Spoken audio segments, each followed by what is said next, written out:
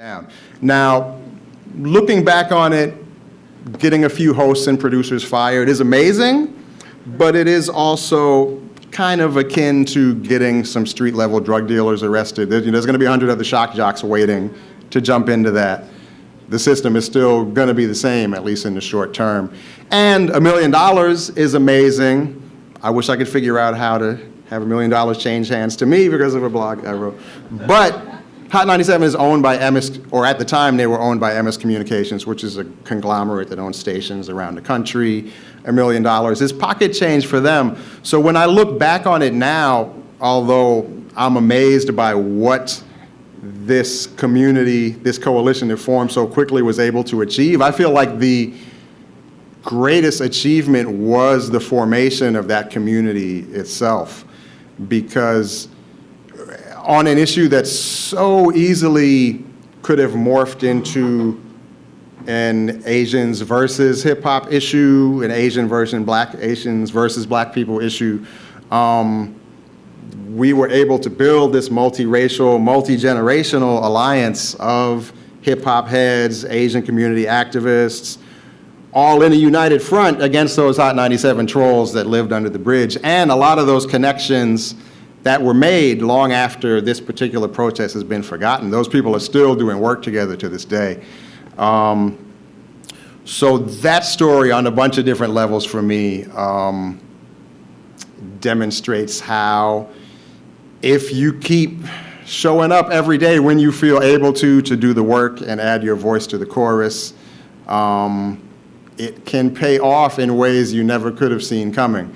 And I learned a lot of things from it. I learned that it's okay to speak up first and then figure out what your plan is.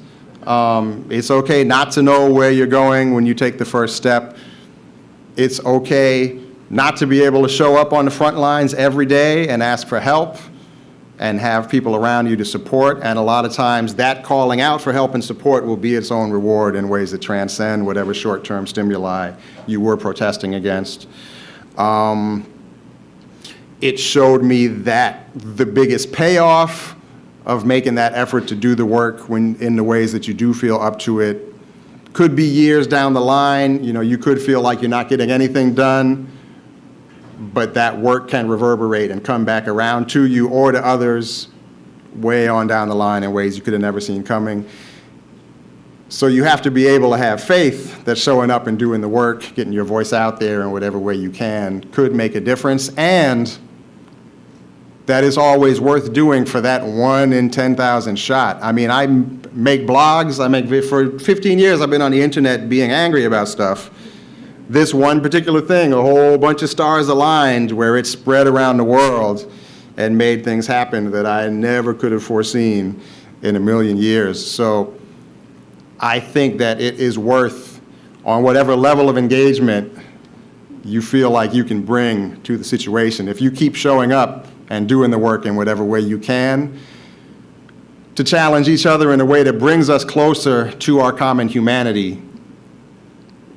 Each day that you do that, you're buying another lottery ticket that time raising your voice might be your tsunami song moment, where your voice lights off, your voice hits that spark that reverberates around the world, shakes up the world in a way that brings people together and connects people with each other in a way you never could have seen coming. So that's my rant for being kinder and nicer to each other. And I appreciate you all having me here.